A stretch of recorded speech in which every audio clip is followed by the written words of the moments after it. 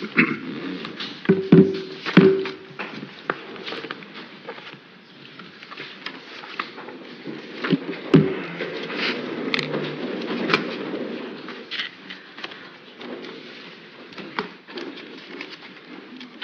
would raise my seat up, but I might get shot. Like a duck. I understand. Yeah, thank you. He's got mine. She had something this morning. I just got one. It looks like a room.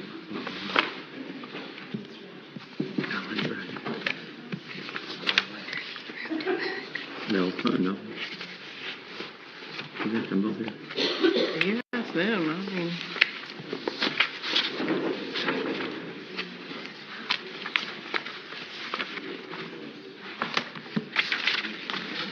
Cut me in there.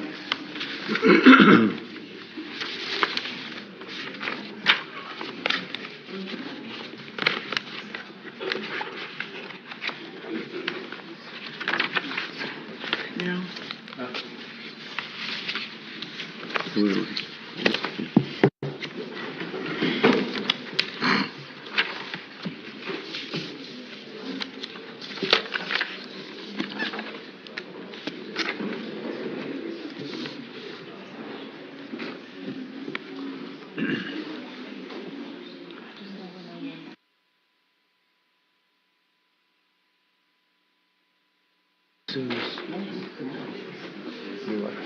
As soon as we open our meeting,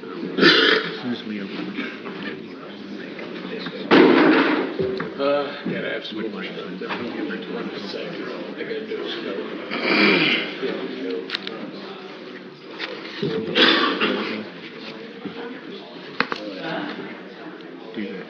Yep. Right after we open. It's a surprise. Tell me that.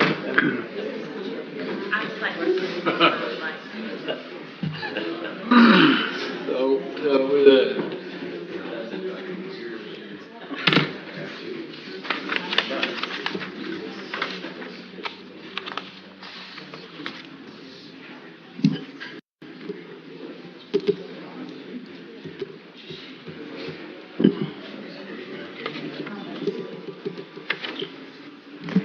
All right, good morning. I'm going to call the Washington County Council meeting to order. Phil, do you want to call a commissioner meeting to order? I'll call the order for the Washington County Commissioners. All right. First thing, we're going to stand for the pledge. Mr. Gilbert's going to lead us in the pledge, and then Gerald will have the prayer for us. Everybody face the flag, please. I pledge allegiance to the flag of the United States of America and to the republic for which it stands, one nation, under God, indivisible, with liberty and justice for all. Pray with me. Our most kind and gracious Father in heaven, we approach thy throne of grace and we give thee the honor and the glory which is so deserving. We're so mindful this morning of the comfort of this building and the surroundings that make it easy for us. And we thank thee for all those good and perfect gifts that you have bound us with. We especially ask for relief this morning from the rain. Thy will be done in all things. We pray, Father, that you be with us as leaders of the community. And the whole meeting this morning represents that. Be with us as we attend to the business of the community. And we think and we pray that good from our thinking and our process will come from it. Be with us as leaders that we make hard and tough decisions with wisdom.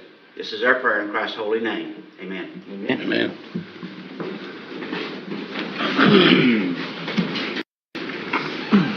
All right, good morning once again as we get started here. First things, items for consideration.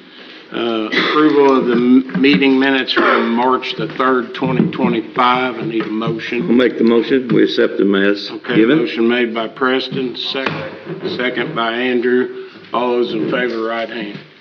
Thank you. Passes unanimous. All right, next up on the agenda, Commissioner Ewan and Dave Umpleby from, Dave's here, yeah. Didn't see you. Good morning, Dave. Here, come forward and sit in the hot seat there. Before. Just warmed up with that. Oh, okay. Before we get started in this, I want to invite everyone, council and all the commissioners, I'd like to go out to the health department, first stop, and have you look at their needs as far as space. Back in the February meeting, I had asked some of you when I was at the council meeting to stop out there, see what kind of situation they had out there. And then that wouldn't take but about 5 or 10 minutes, and then I'd like to go over to the fairgrounds, look at the fairgrounds building, and in case you guys haven't been over there for a while. So hopefully that'll be, I don't know, this meeting will last 10:30 or so. All right. The reason Mr. Umpleby is here is, of course, he has been very involved, and we had contracted with him to oversee the legal aspects of the BOT project at the Highway Department. If you will recall, we cut some things out of the Highway Department to get it under $5 million. You guys last year, the previous council only approved 4.8. What we cut out was, the main thing was the aggregate bins. Right now, the way it stands with the funds that we have, we're using what we would call, I call them Lego blocks, concrete blocks. They're really more used for temporary storage, things like that. But what the Highway Department Superintendent Rick Voiles had requested originally was concrete aggregate bins, and I've got a nice representation, a photograph of what they would look like. Whoops.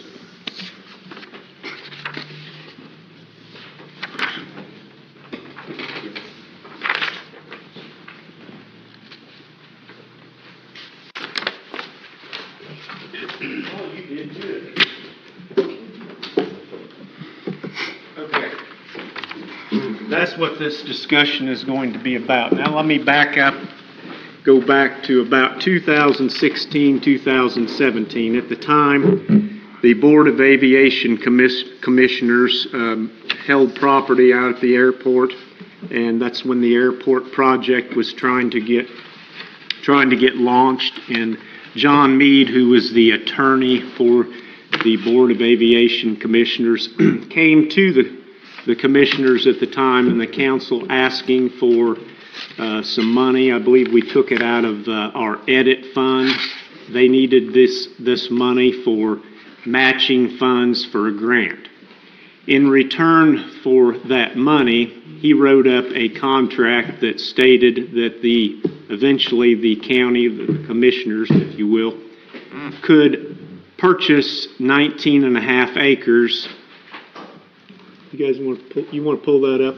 19.5 acres out at the airport for $1. It was kind of a long process. This actually started about 1.5 years ago. The deed was transferred from the Board of Aviation Commissioners to the Washington County Redevelopment Commission, and we voted unanimously to transfer the deed over to the county commissioners. Now, this property is owned by the county. It's always been owned by a municipality, basically the city of Salem. So it's never been on the tax rolls. the whole idea around the airport complex out there is to encourage growth, and one way of doing that is to get it in the hands of a developer, because once it is in private hands, it then goes on the property tax rolls. Right now, it is, as we say on the farm, it's eating hay. It's not making us anything in property tax revenue. When it goes into in private hands, it then goes on the tax rolls. And in talking with the assessor's office, that would gain us approximately $10,000 a year in tax benefits. Okay, so what I'm proposing, and Mr. Umpleby will explain this in much more detail, is to basically swap that property for an equal value of work, basically the aggregate bins, out at the Highway Department facility. That way there are no additional funds needed. We're not coming to you. It's not a burden on the taxpayers. In fact, it will benefit all the taxpayers because the property would then be in private hands and go on the tax rolls. So that's, in a nutshell, that's basically what we're proposing here, and I'll turn it over to Mr. Umpleby on the fine points of the proposal. I don't know if I can add much to that. I can get into as many questions as you want, or as much detail or as little, but essentially that summed it up. You've got a contract for a given price. We're going to expect to increase the scope of the work, which I think is about roughly a $400,000 additional cost. It doesn't look like a lot, but I guess you got to put footers under all that and a whole 9 yards. So there's more to that probably than meets the eye. So the cost goes up $400,000. So if the cost goes up $400,000, how are you going to pay for it? You can either give them cash or you can give them something worth $400,000. The commissioners had the property appraised. Technically, you don't have to have it appraised, but it's not real smart not to have it appraised. Okay, so they had it appraised. And I think you had 2 appraisals, and the average of them was pretty close to the $400,000. Yeah. So the concept is, rather than giving the contractor additional cash, you give them this land instead of cash. So you don't have to come up with any more money, or you don't have to issue any more bonds or anything like that. And you've got an asset there that, it's obviously it's up to you guys how you view it. I'm kind of getting off beat giving my opinion here, but if it's been sitting there that long, tax rolls, he's not really going to be content to have it sitting there and paying $10,000 worth of tax a year. And that's not really where your upside is either. If a developer gets that land, they're going to want to put something on it and develop it. And then you're going to go from $10,000 a year on bare land to something significantly more than that, I would guess.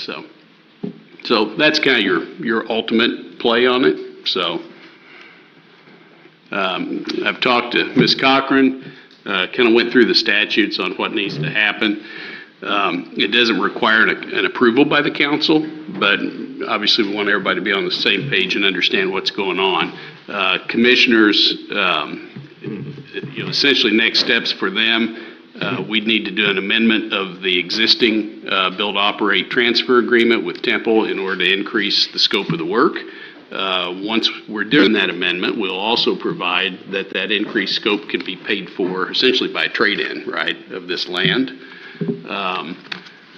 They'll have to hold a public hearing. There's no remonstrance or anything like that. It's just 10 days notice in the paper. You have a hearing, and then they're free to proceed at that point. So we'd probably get the documents done, get everything lined up, have the hearing. Once the hearing's done, if everybody's still in favor, which I assume they would be, but you never know. If everybody's still in favor, then they go ahead and approve it, and then you're off and running. So, Mr. President. like there, I said I wasn't going to add anything to that, and I went on. So, Yes, sir. I'd like to add to it a little bit here. I think that I understand that we've got a R2O grant that's from 23 or something like that, maybe 24. that's taking water and sewer all the way out to the airport through that property, so that's gonna make it worth more money. So I don't know, I'm kinda in the air about this, I don't know. I think it'd make it worth more and it'd be, we would get more tax dollars if water and sewer is through it, so I don't know. That's my opinion. Well, unless there's and correct me if I'm wrong, Alyssa, but unless there's a sale of that property, it's not really something where the council has to approve. So, If they tried to sell it. yeah, in this situation, it's not something that we have to vote on. Am I correct in that? Correct. And just because there are new council members, I will remind everyone that we have a waiver of conflict because our firm did represent Temple in this transaction. So that waiver of conflict of interest is already in place for everyone involved. And that was a transaction that I personally was not involved in. That's part of the agreement of the waiver, is that that was handled by different attorneys in our firm. And I have no involvement with the Temple transaction. But from a statutory perspective, Mr. Umpleby and I did talk about which specific Indiana code provisions this transaction would happen under, and it is a transfer of property. And so the approval process for this type of contract, the disposal of the property is approved by the commissioners. There is a provision that the county has to approve sales of property over a certain dollar amount, but because the transaction is not a sale, because of how it's structured, it doesn't require approval of the council. And if anyone would like to see the code sections or have further explanation on that, I can provide it to you. If that's the case, we're just wasting our time even bringing it to the council then. If we're not. I just want to know. make you guys aware of it. That was my main point, so I didn't want anyone to accuse the commissioners of doing something that the council wasn't aware of, so that's really the gist of it. And I appreciate very much the transparency that seems to be coordinated here. Otherwise, I mean, there are some of us sitting here that are not aware of everything that was going on, but I appreciate very much the commissioners in bringing this up and letting the council be considerably more transparent about this thing. One question that I might submit, and maybe Todd or somebody in the audience could answer that. I know the original structure of the bid was with these bins, the concrete bins, and we kind of eliminated them. What was the second option? Can you just briefly, you don't have to spend a lot of time on it, because I think certainly this is the right way to go. What was the other option that we talked about? I wasn't aware of another. Those concrete barriers.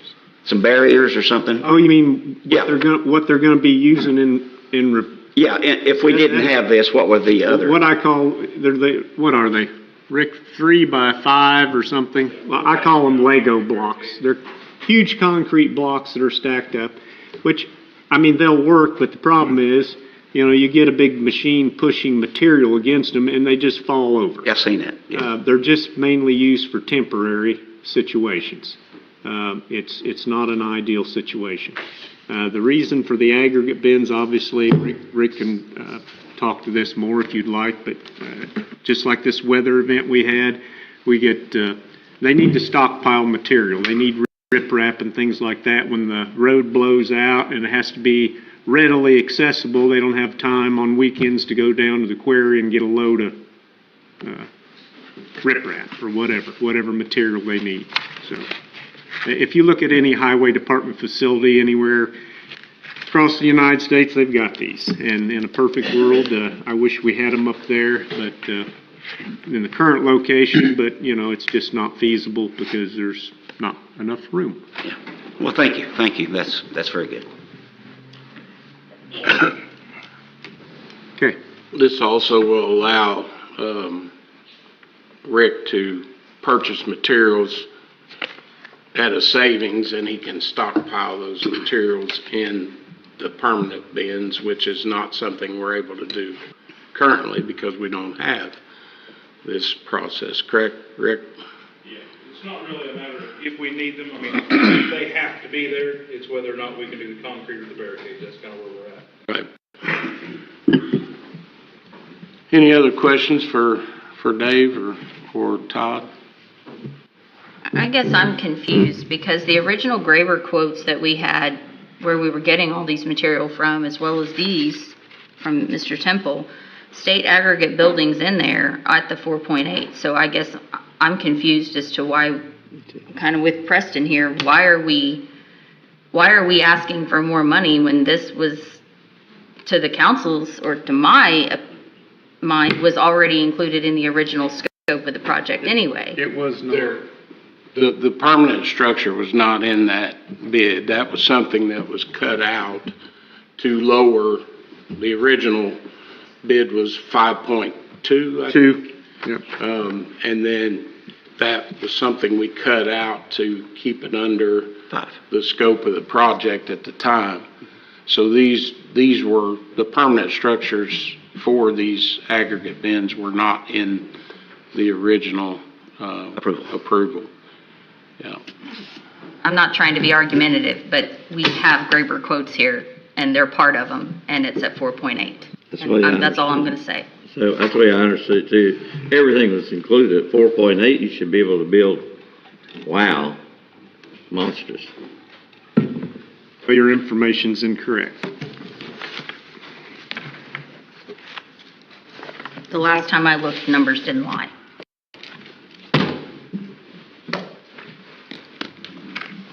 All right, any other questions for Dave or Todd on this? Like I said, it's not something that we have to vote on. All right, Dave, thank you. Appreciate you coming in this morning. Thank you, Dave. Yeah. All right, we'll move on. Next item on the agenda, Commissioner Ewan and Angie Buchanan from the Growth Partnership to talk about the Ready 2.0 project. Good morning. Morning. And I'm happy to begin. I believe it was the February meeting that Mr. Ewan had requested of the council that they consider keeping some of the bond funds. So we knew that we had a bond that was kind of up for renewal, and utilizing some of those funds from that bond, setting them aside as being able to show those as a level of match for our Ready 2.0 project that the state has approved for us to move forward with. Although the state is not going to hold us to a one-for-one match with that Ready 2 funding, they do like to see that there is some level of match. And so Mr. Ewan had requested in the February meeting that some of the funds for that bond that was coming due be set aside to be able to be used for those match funds, and that, you know, the remainder of that would be reinvested. And so I am here right now to answer additional questions that the council may have in regards to Ready 2.0, our request for these funds that we can show as match dollars for that. I will just kind of set the stage with letting everybody know that with Ready 2, when those applications were first requested, so we found out in probably 22 that there was going to be a Ready 2.0. Then in 23, there was an application sent out by River Hills and the RDA saying, you know, for any county within our 5-county region that would like to put in a request for potential projects, they may do so. The timeline, I believe, was September of 23, that those kind of initial proposals were due in to the RDA. And so both county and the city of Salem were able to submit projects, as well as we had water companies, independent developers, etc. So those initial proposals were sent in September. Then in February of 24, the RDA made the decision to make a trip to every county for all of the projects that were submitted. And so we had an opportunity at a public meeting in February kind of share our proposals so they could get a better feel for versus just reading a small paragraph on a piece of paper. So everybody, and I believe there was a total of around 27 proposals that were submitted. And so everybody had an opportunity to kind of submit more information and give those details and answer some questions. The RDA then took kind of a bus tour around the county and the city, looking at some of these project locations and, you know, what that might mean for our individual communities. Again, they did this in each of the 5 counties that are a member of the RDA. So that was in February. And then around the May-June timeframe, they had requested some additional information. At that point, we had to submit then full applications for these proposals that were initially submitted in September. So all parties that had submitted a proposal then did a more complete, thorough application that was submitted, again, I believe it was around May or June. Then in roughly November of this year, of 24, the RDA had at this point now scored all of these applications. So they had a matrix that they were working on, set criteria that they were looking for. Directive from the state at that time, and when I say the state, the IEDC, so the Indiana Economic Development Corporation, the directive from them was they were very interested in projects that were going to support quality of life for communities. Kind of the top things being childcare, housing, things that would improve and make your community a place that people would want to live, work, and play. That was kind of what they were most interested in and had shared that. Again, the RDA had developed a matrix for how they were scoring these. Each project was scored. Those scores were then shared.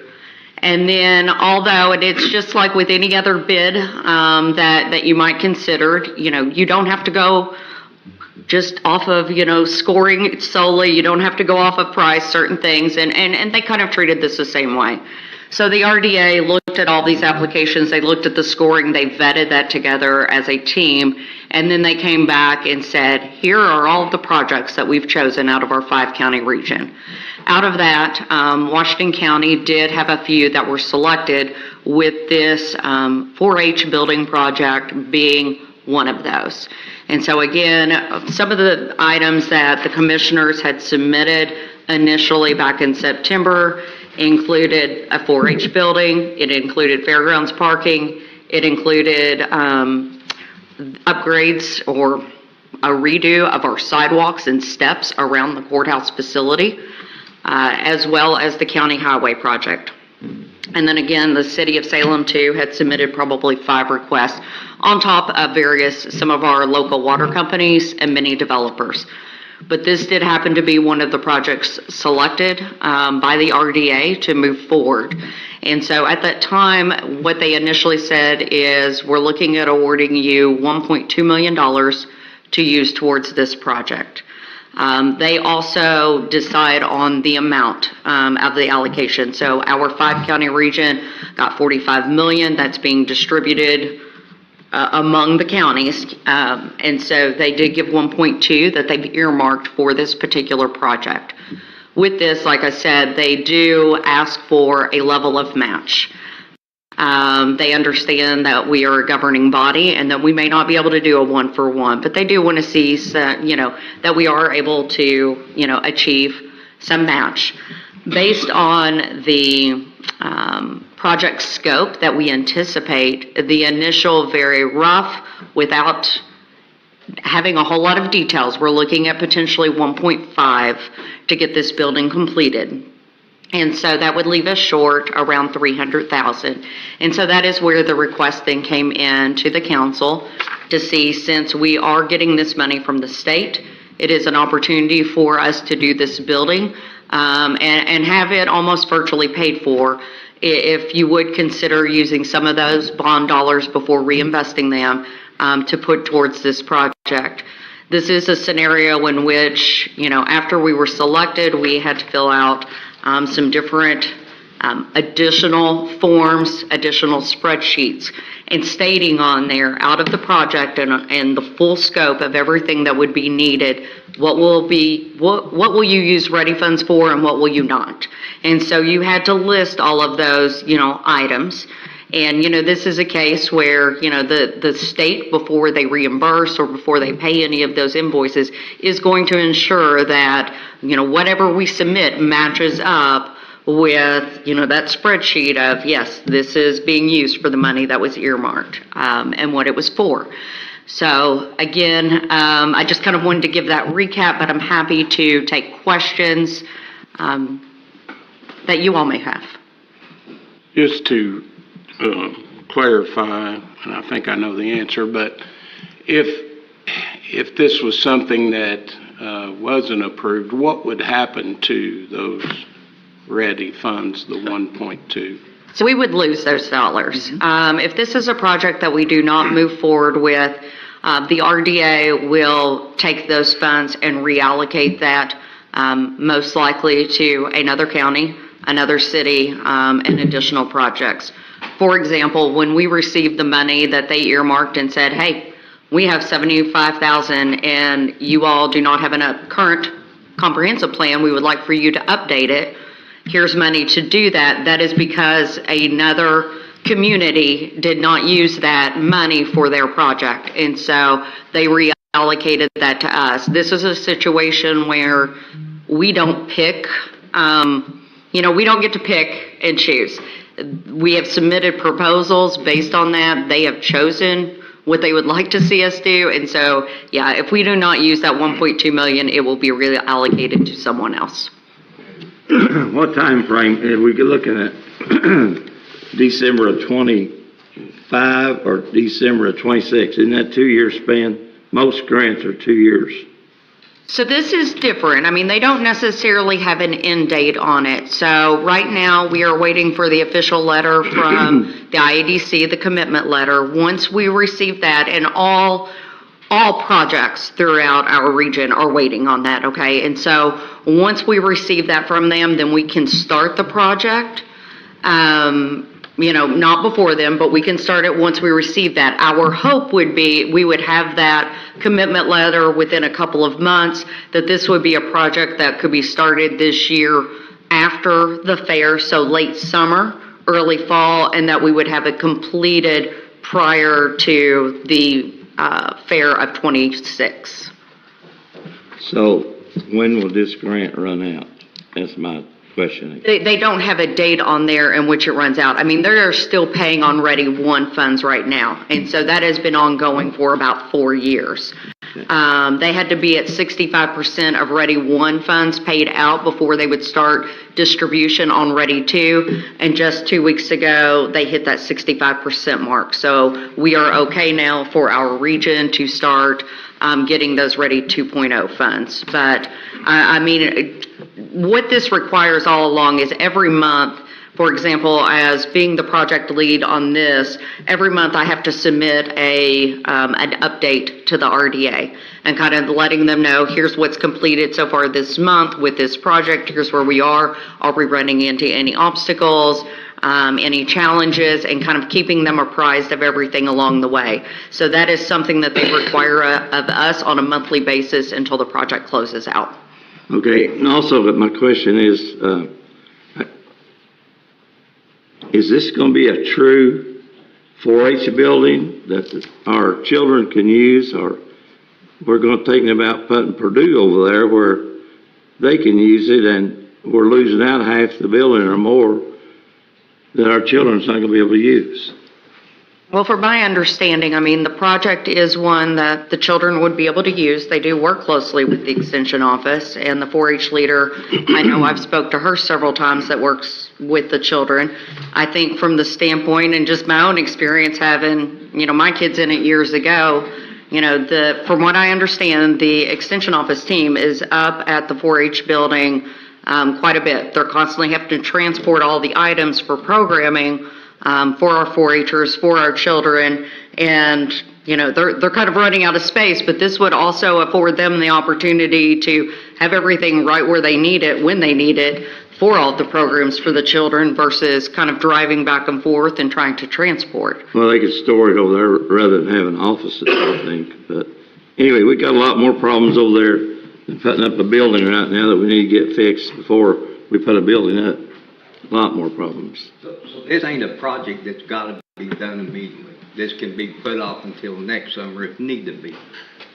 They are asking for us for updates on a monthly basis. So they're going to expect that you start, and they're constantly pushing you along the way. So although they don't have a timeline on it, I don't know that they would be acceptable to holding it off. It's my understanding there ain't any prints drawn up or anything on this yet. Am I correct by saying that, Todd?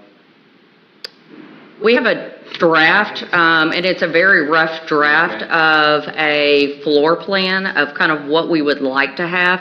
We had to have that to submit the initial proposal, but truly it is not the one that we would get bids off of. So what we were going to do is a design build project. So ask the contractor to basically do a submission for a request for proposals and a request for qualifications at the same time. So it would truly be officially drawn up to scale with all the needs, yes, once that contractor has been selected. I just seen in my mind, I've worked construction all my life and know how things operate in that. It seems that it would take longer to get all this prepared to be able to start this summer or when.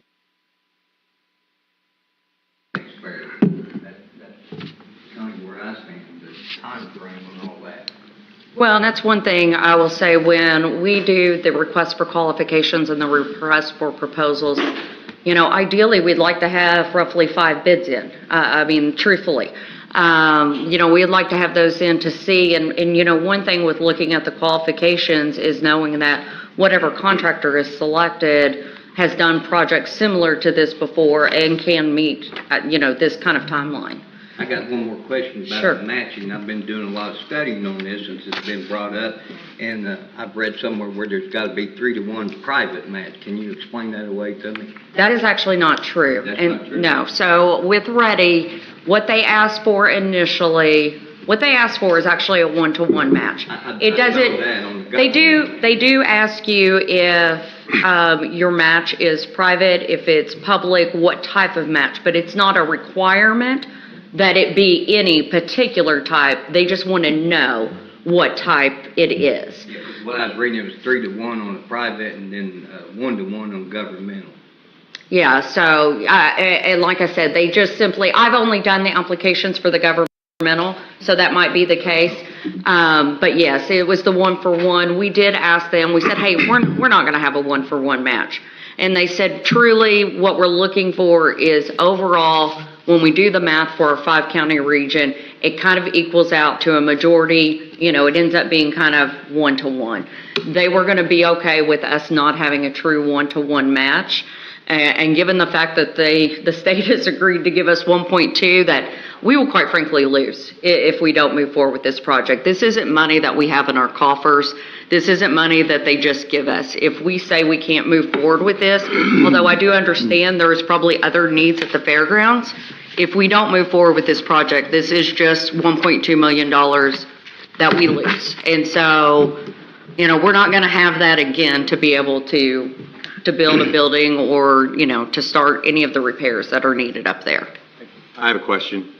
Are you done? Sorry. Yeah, go right Yeah, I ahead. didn't. So, and I understand the importance of taking advantage of these types of projects. So I understand that. And I think people have asked it different ways, but maybe this is a repetitive question for me, who's new and slow here, okay? When you talk about our matching funds and you say there's no end date or they want monthly updates, at what point do we have to absolutely commit these matching funds or we lose the money? I guess that's my question. Right now. Right now. We're at that point. In terms of committing the matching funds, we are at that point right now, and that's why we're coming to you. That's why we came to you in February. Okay, so I guess my question, just so we're all, so Ready 2.0 is telling us that if we don't commit the matching funds right now, we will lose the 1.2 million. So we're going to have to show matching funds right now. Yeah. Yes.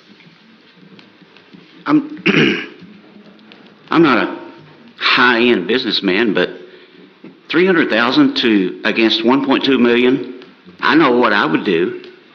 I'm going to go for the 1.2 million. And there are going to be some tremendous benefits to this project. Can the project be tweeted somewhat? Possibly. I don't know. We're at the early stages. So some of your issues may be corrected through the future. But to sit here and even think about losing 1.2 million for the taxpayers' benefits, I don't understand it. I'm sorry. I don't think we're wanting to lose it. Well, We're just wanting it done right. What? You should have been in lines months ago to get things done right. That's my point. We weren't in a position to do it. The council wasn't, so. I mean, I don't want to lose it at all, but I don't think the way they're going at it, we don't need the Purdue building over there. We need a 4-H building. If I may, Danielle, would you like to speak to this, kind of clear the air here? There must be some confusion I don't on clear it much. what understanding of the idea behind this is. Sure.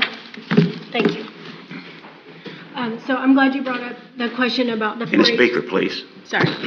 I'm glad you brought up the question about the moving of the Washington County, Purdue Extension Washington County office to the fairgrounds. This is something that I've been on staff with Purdue Extension for 13 years, and this is something that I have felt would be beneficial to Purdue Extension and to the county as a whole for us to be able to be housed at the fairgrounds. When we originally started having these conversations, the idea that this might be a project that could be submitted, this was an answered prayer for Purdue Extension and 4-H.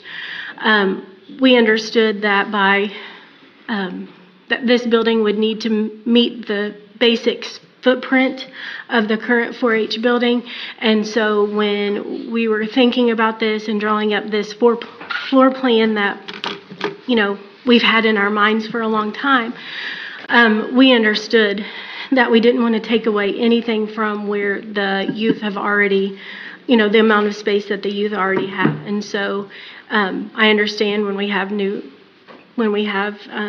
contractors and things like this, the idea that we have does not always come about.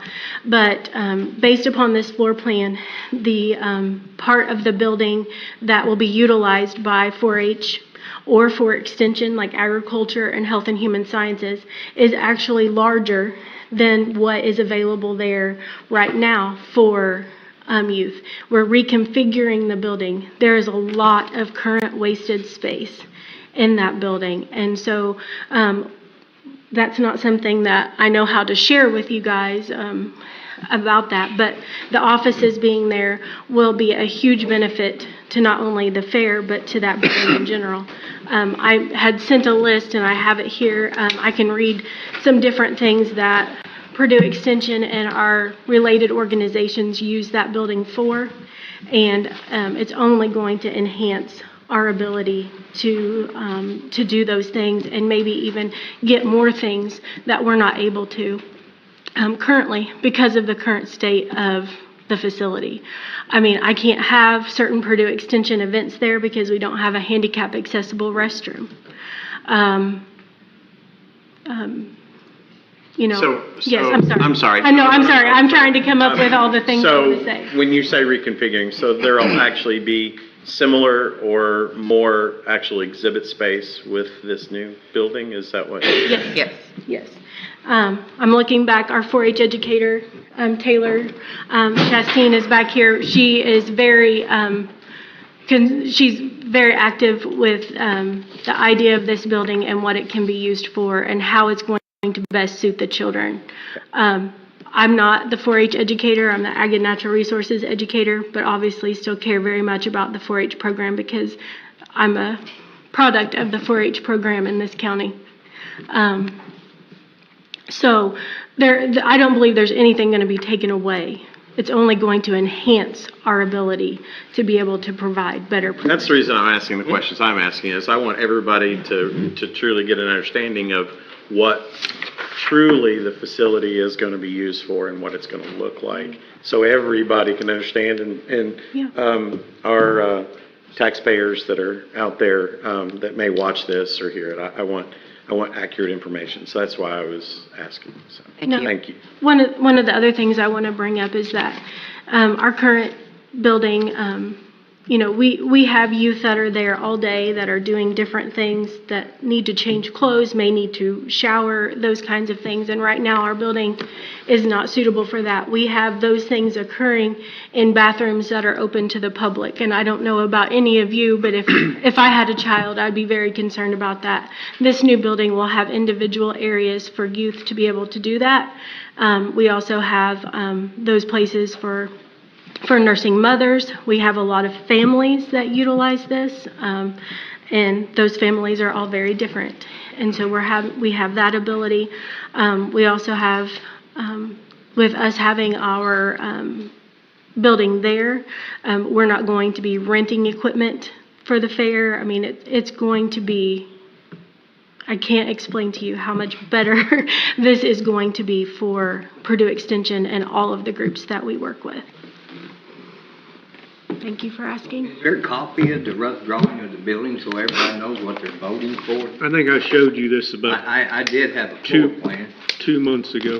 I don't think everybody had been privy to see this, though. So that way they know what they're voting for or against.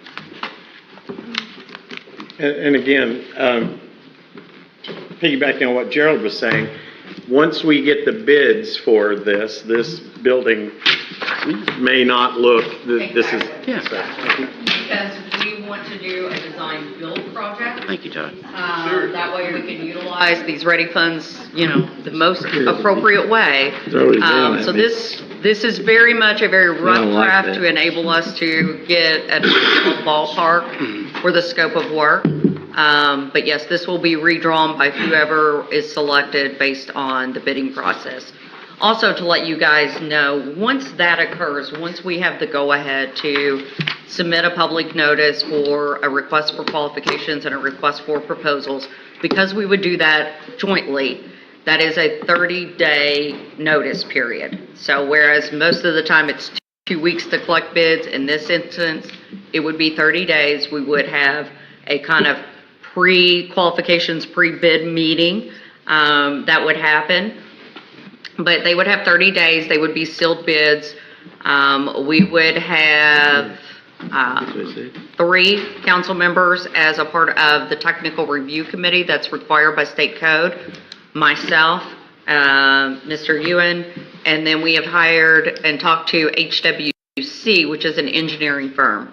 So they are assisting us. All of us, we will develop a matrix as well.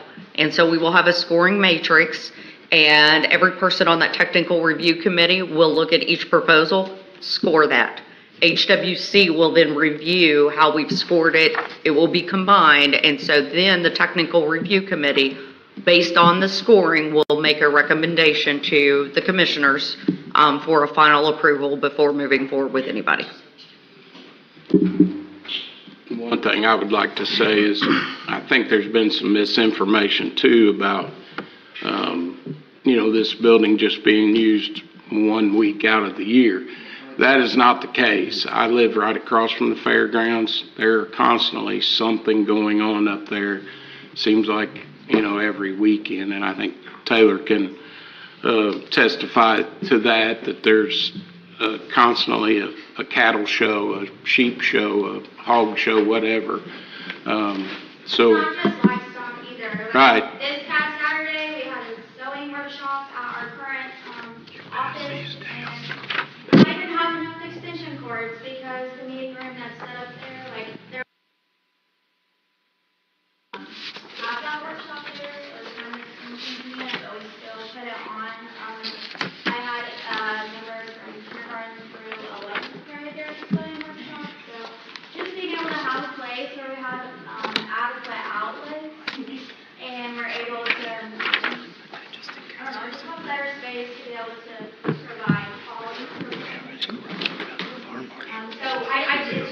lot more than just livestock too, so. And we're not able to currently use the 4-H building all year, Right. right? Yeah. And so, I know we all care about the children, and that's what this is about, for sure. But there are a lot of adults that also use Purdue Extension programs to gain knowledge about their health, their culture, their jobs, those kinds of things. So how much of this space we're anticipating to be able to generate extra income for the county for the space to be used for public meetings, stuff like that? Did I understand that correctly? Todd, somebody can answer that? Yeah, there's, this building is really just the right size. We don't have a whole lot of places that rent out facilities. We have a very large facility that's very nice and beautiful out at Cornerstone Hall, and it's very accommodating for large numbers of people, but it's being big, it's several $1,000s per event. This is kind of in between. It's large enough that it would accommodate, wedding receptions, but yet small enough that, we're not going to charge an arm and a leg for people to rent this. So the idea is that the rental income that's received from this will go toward paying the utilities. At a very rough estimate, we would have a little over 5,000, potentially more if you count the kitchen, that people would be able to utilize for event space, that sort of thing, if they were renting. That would be outside of the offices. So I've been to several 4-H fairgrounds around the state. My kids show cattle and stuff, but there are several fairgrounds that house the extension offices there. It's kind of a common practice. It didn't used to be, but moving forward, I think it is definitely the way to go. Like I said, the amount of time that they spend there. If you've been to the county building right now, if you've been in the health department, they are out of space. They are double booked in there, and they definitely need more space. I'm with these gentlemen that spending $300,000 to get $1.2 million to me is crazy not to do that. And then this space that we will have available, this is a county building. This can be used for several different organizations. I was formerly on the Soil and Water Board. We used to have to rent other facilities to host meetings of this size. We will be able to do that at no cost in the county building. And then there are several other organizations that can do that as well. Cornerstone is actually in the process of being sold as well. I don't know if that's totally public knowledge, and is going to be reconfigured and used for other purposes. So, in my opinion, this is something that the community needs. Any other questions for Angie? I'm sorry, Yes. I have No, one you're more. Sorry. So let's talk about long-term maintenance of the building. How does that look, and what's going to be the cost to taxpayers that way too? Just. Well, and I'm going to let Todd speak to this one a little bit. In terms of maintenance, I know the extension office, their plan is to help kind of maintain that. In terms of an actual cost, I don't know that has truly, just to be honest, has been vetted.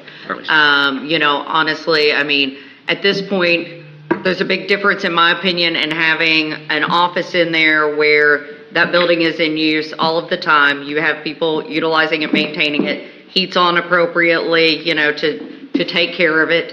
And so all of those things, when you have a building setting over the winter months, it kind of deteriorates it a little bit, quite frankly. And so having, a constant presence in there, I think is going to be very, very beneficial for just being able to upkeep of the office in general. But I'll let Mr. Ewan speak to. Yeah, of course, obviously being a new building, it's not going to require, any maintenance as such for hopefully several years. But the day-to-day things, I believe our current custodial staff can take care of the needs for that. And if you are not that familiar with what goes on at our current extension office, these ladies, they normally don't ask for a lot. They take care of things themselves. I know, they do a lot of their own cleaning and tidying up, and this will be the case at the new building. Naturally, they're going to be taking pride in this new building because they're grateful for us to have it, and I have all the confidence in the world that they're going to take care of it, just like if it was their own. And as far as the maintenance, there will be some down the road, many years from now, but being a new building, and like Angie had said, it's kind of like your old vehicle maybe. If you only drive that old vehicle maybe 3 or 4 times a year, things don't work too good, but you drive this vehicle every day, usually stays in a little bit better condition. Same way with a building, with the temperature being consistent year round.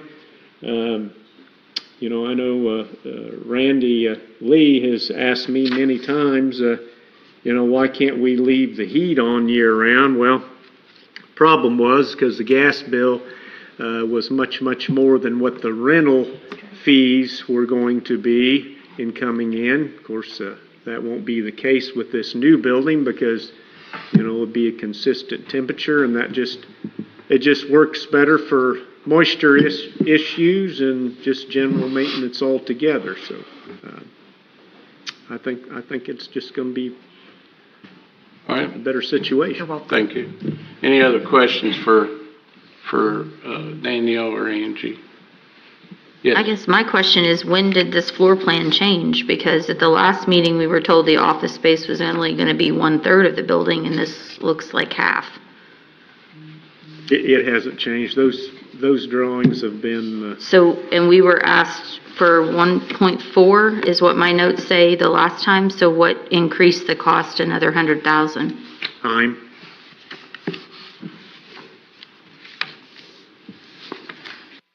All right. Any other questions for Danielle or Angie? If not, thank you, ladies. Appreciate it.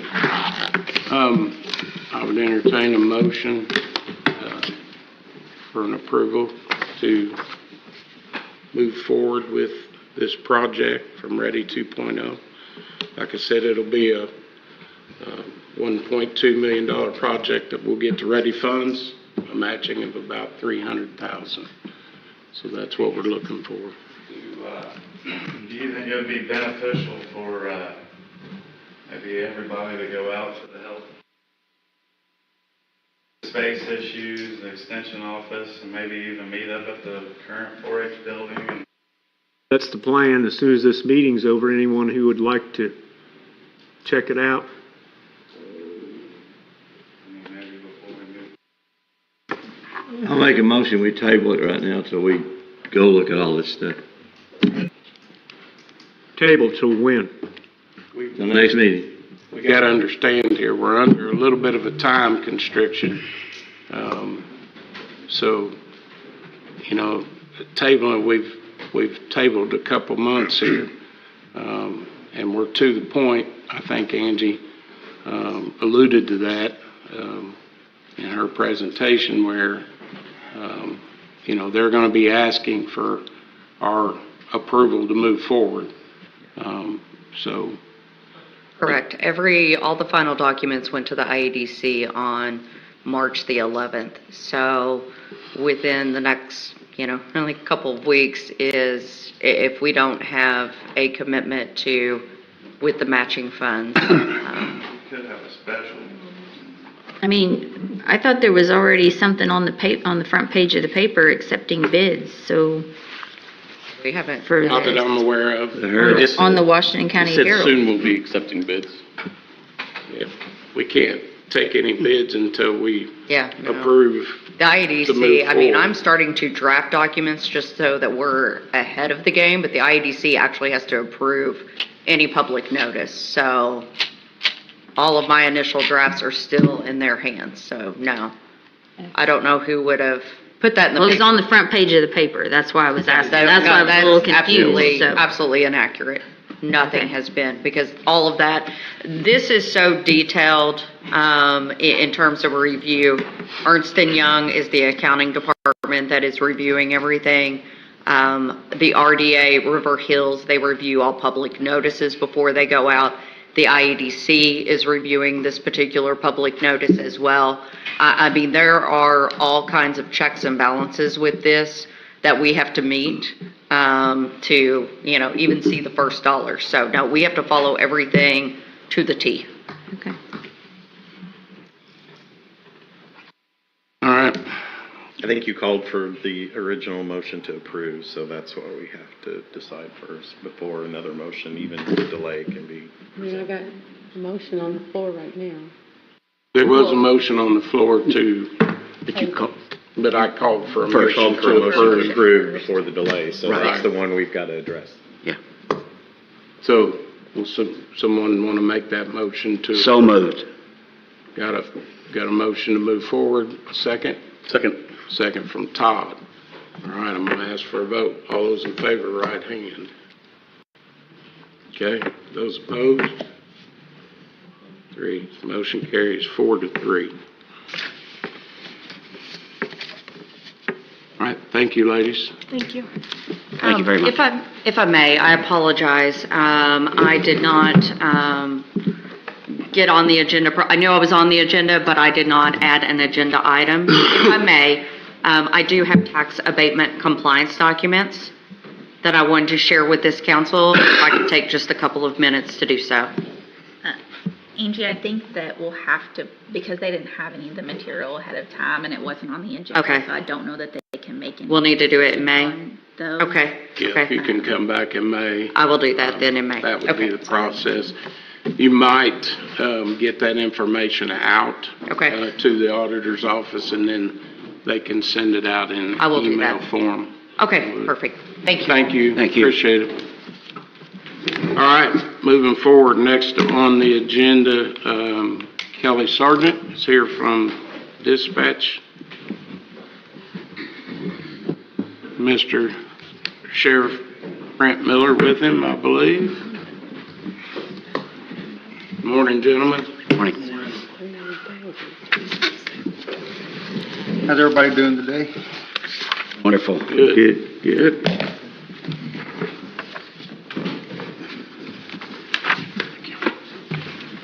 Thank you. Sir, some of this might be stuck together. Thank you, sir. Thank you. Thank you, sir. You share with him. I'm one short. That's all right. Yeah.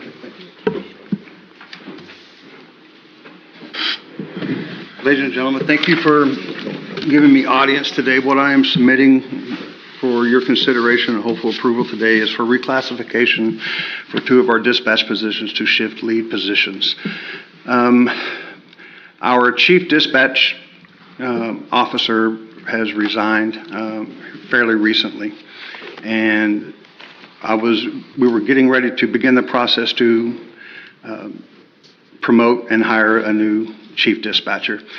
And I started thinking about things, and I'm looking for ways to improve processes for our dispatch center so we can better serve the county, better serve the operations, the day-to-day operations. One thing that we are lacking on a regular basis is supervisory presence in the dispatch center 24 hours a day, 7 days a week. So I spoke with the sheriff about the option of possibly creating 2 shift lead positions. So I started looking at the possibilities and what the advantages of that would be. Number 1 being we would have supervisory presence both day and night shift, because right now I'm it, right? And I'm pretty much 8 to 4 Monday through Friday. I fill in shifts. I come in at nights. I was also working for the weather events that we just had here and everything. So, but to have a supervisory presence or a senior presence, especially on the night shift, would be more beneficial. And in doing so, I started putting numbers together how we're going to, how we do this and how we would pay for it. Going through my numbers, I came up with a figure, and I started looking through everything. So basically, the way that it came down and what I ended up with was the current dispatch, the chief dispatch pay makes right around 74 cents an hour more than a regular dispatcher does. The chief dispatcher also gets 14 hours extra of other pay per month because they are the IDAX coordinator. So with the two shift lead, how we would pay for that is that the additional monies per hour that the chief dispatcher had, I was going to divide that in half, and it came up to like 36 cents more per hour, and then I would divide the 14-hour of other pay, which came up to $281.96 a month, cut that in half, and give that to one of each of the leads. So it came out, with my math, it came out to right around $41,142 a year. As I was reviewing my numbers with them again, I even referred to our current salary ordinance, and I noticed that in the jail we currently have shift leads that are in the jail. Their annual salary is right in line with what this proposal is right here. We're off by $2 a year, so $4 altogether, $2 for each lead dispatch, or for each shift lead. So the duties would be, now we're not getting rid of the chief dispatch, right? I'm just not going to hire it right now. Okay. What I would like to do, and I spoke with the sheriff, and I think we agreed that this would probably be the best thing to look at this on a yearly basis, look at it, and we can reevaluate after a year to see if this is going to improve processes in the dispatch center and see if it's going to help us out. In the meantime, the duties that the chief dispatcher would have, being the IDAX coordinator, being in charge of warrants, training, and that type thing, the duties would be split, right? Currently, the way that it goes with manning shifts right now, especially if someone calls in sick or if they're on vacation, we would have floaters, dispatch floaters that would come in and fill in those shifts. Well, there's supposed to be one for day and one for night. We can't get a night shift floater hired, right? But the shift lead would take over the floating positions, right? The floaters, what they would do is they would alternate weekends being on call. If someone was on vacation or someone called in sick, then the two floaters, they would alternate weekends of being on call. If we have two shift leads right now, if they are approved, they would continue to do that, but then we would have myself and our EMA, county EMA, she's also part-time dispatch as well, and she acts as a floater with being needed, right? So instead of having two people alternate weekends of being on call, we could actually have one person being on call every weekend, myself, Denny, and then the two shift leads. So by doing that, and then with call-off, if there's call-offs or vacations or with someone being, a position needs to be filled for that particular point in time, the shift leads would fill that position. And then they would, when possible, they would flex their schedules to reduce or eliminate any unnecessary overtime. Like I said, looking at the numbers, it's really not going to save the county any money, but it's not going to cost the county any more money. And if you consider this and if this is approved, I would like to move forward with this immediately because there's no other supervisory person in dispatch right now other than myself. And our dispatch, we've had a little bit of turnover here lately.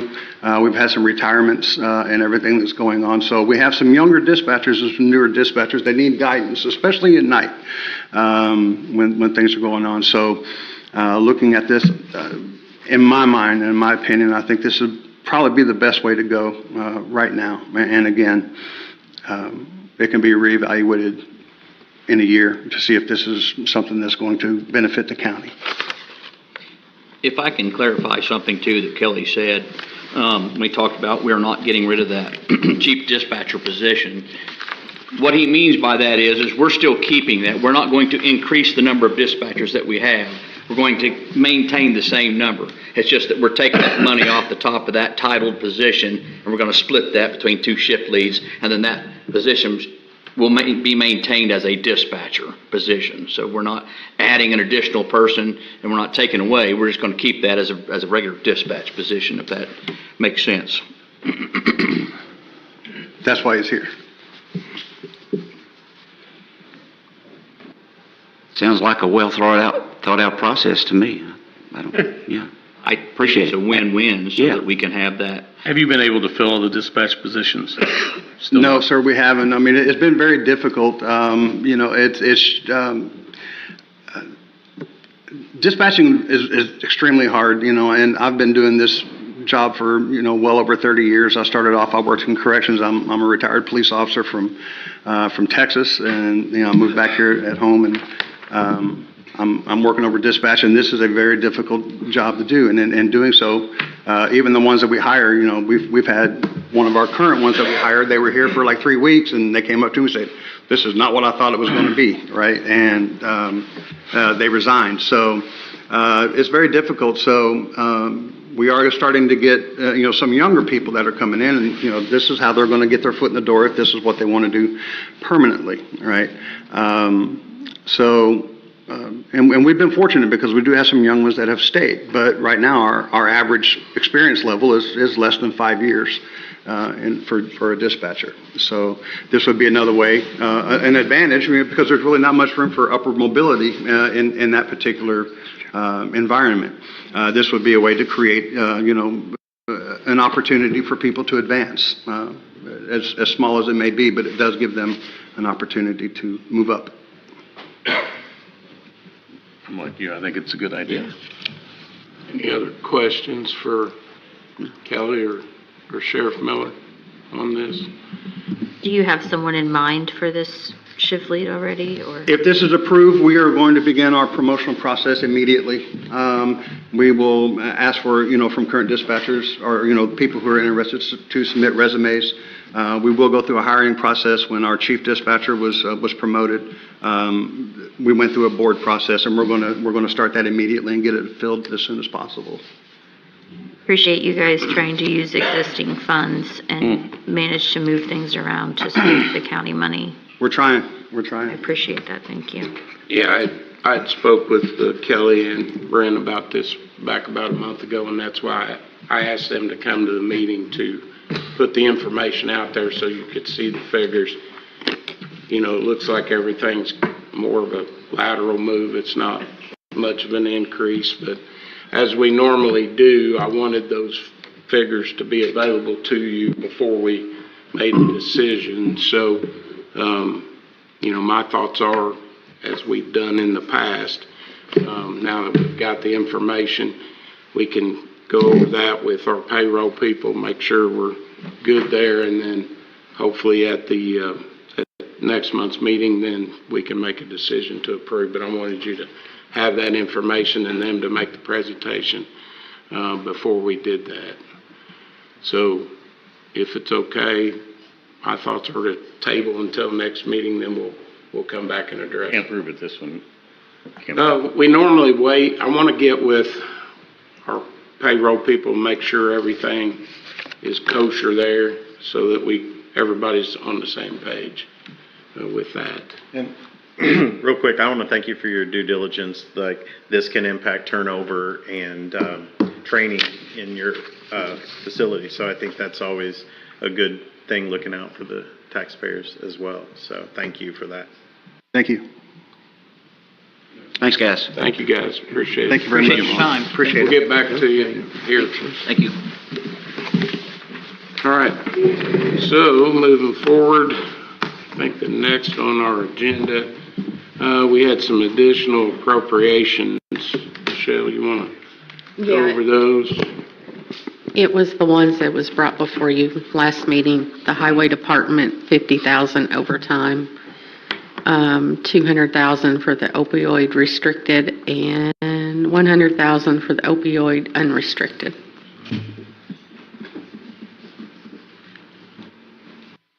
So you should have received those as well. We talked about them last month, so need a motion to approve the additional appropriations. I'll make that motion. Okay, motion made by Mr. Gilbert, second by Councilman Shell. All those in favor, right hand. All right, passes unanimous.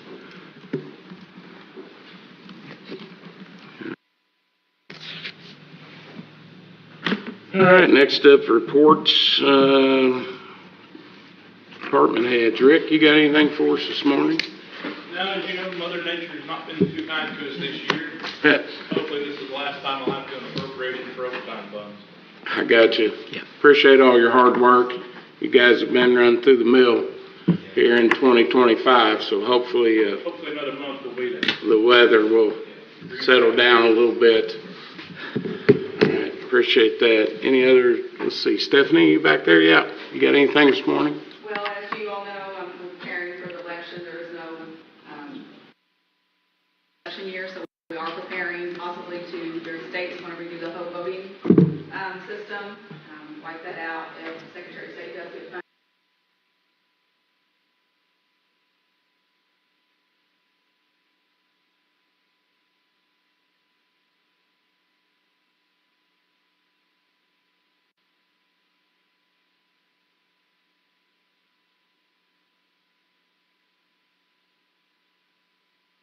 With anything, there is turnover. It's sad to see clerks resigning.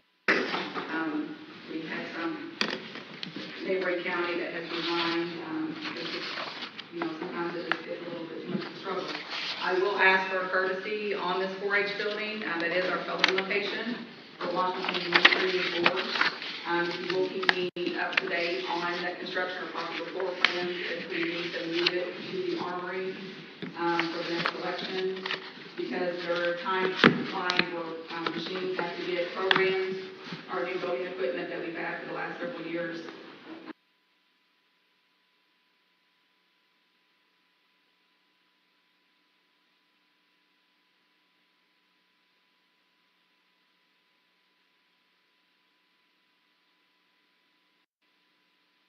Voting locations, and that will be the armory. So please don't forget. Thank you. All righty, thank you. Let's see, we got any other department heads here this morning?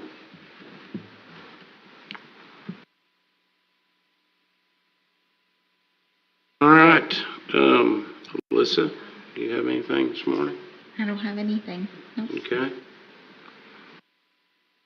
Oh, I'm sorry. I'm sorry, I'm the newly appointed CED of the Washington County office. Danielle has passed the baton to me, so I wanted to say hello to all of you and let you know that I'm there.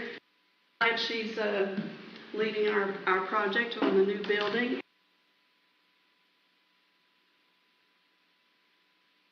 Health and Human Sciences, and I'm so glad you approved that bill because I do healthy living classes, and part of that is I teach people to make healthy choices about food. I demonstrate how to prepare the food and recipes, and I encourage you to come over to our see what kitchen we have.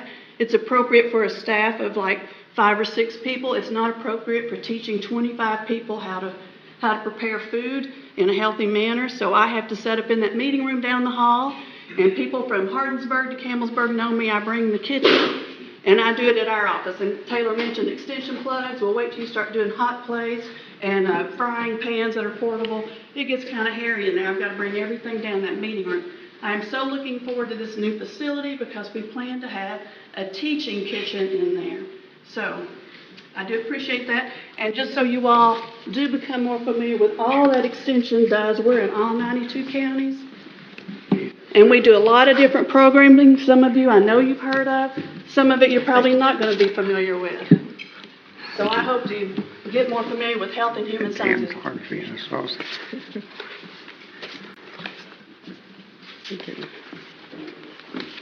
Who else needs one? These fellows, I already talk to these all the time. Yeah. So this is a report put out by Purdue as a whole. We're on 92 counties. I'd like to give you all one, maybe next time, annual report of just what's going on here in Washington County, so you know how far-reaching Purdue Extension is in this county and what we're doing. A lot of people don't know enough about it, but those that have been to programs, ask them and they'll tell you just how great we are. Thank you. Thank you, Sonia. Thank you. Appreciate it. All right. Kyra, you have anything this morning? Yeah, I wanted to just make a comment. We do have a social media policy in our handbook. I know most of you are elected officials, but we also have to go by the guidelines in which we try to enforce to the employees. So with that being said, There are a lot of people who are posting things that on social media, and it just furthers the confusion. So I feel like maybe we need to read over that again and make sure that we are not posting things that we should not be commenting on in social media. Yeah, to piggyback on that a little bit, in the handbook, and I think it's under It's on page 5.7, page 63, I believe, in that handbook. It does mention social media and the county policies about posting. So we need to make sure you're familiar with that. Sometimes social media, as we all know, is a great tool, but sometimes it can be a deterrent as well. So we just want to reassure everyone to go over that policy that's there in the handbook for county employees as well. So good point. Excellent point. I might add that your comments on social media never go away. They're there. So keep that in mind. All right, anything else, Kyra? Nope. Did we have anyone sign up on public comment? Nope. Okay. All right, board comments. We'll go around the room as we normally do. So, Karen, you have anything this morning? Nope. Nope. Preston? No. Good. Bob? No, sir. Andrew? Good. Brad? No. Gerald? Appreciate the transparency. That was actually a part of the meeting this morning. Thank you very much, Commissioner. Okay.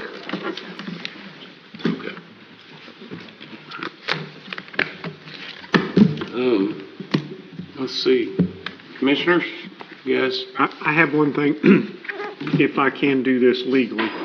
If I could ask Maggie just to come up for about 3 minutes to talk a little bit, just very briefly, pretty simple, about the space needs out there at the health department. She had to leave. He had to leave, yeah. Well, I guess she won't be coming up front then. All right. Maybe the next meeting. Yeah, that's fine. her on. I think what she wanted to talk about just real briefly was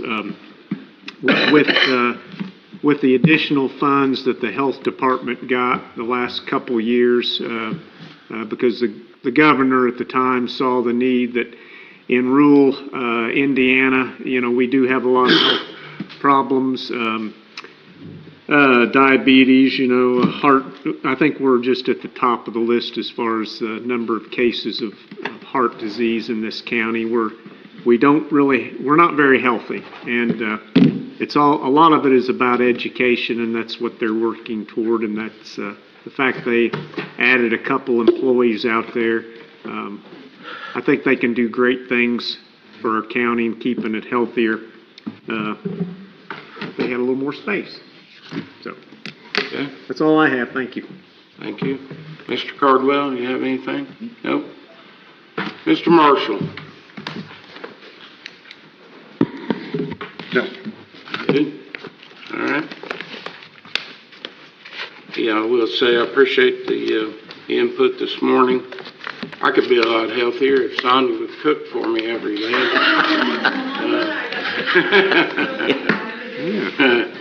If you can help my problems, and everybody be on board, I would say. You mentioned the health department, I'm partnering with them, and they'll be giving out blood pressure tests and glucometers. All right, appreciate your work, all of you. All right, if that's all there is this morning, then I will ask for a motion to adjourn. So moved. Gerald makes a motion, second by Andrew. All those in favor? I'll make a motion to adjourn, Commissioners. Commissioners? Second. I made a motion. Second. All in favor, say aye. Aye. Aye. We're adjourned. Thank you. Let's sign our little paper, I guess.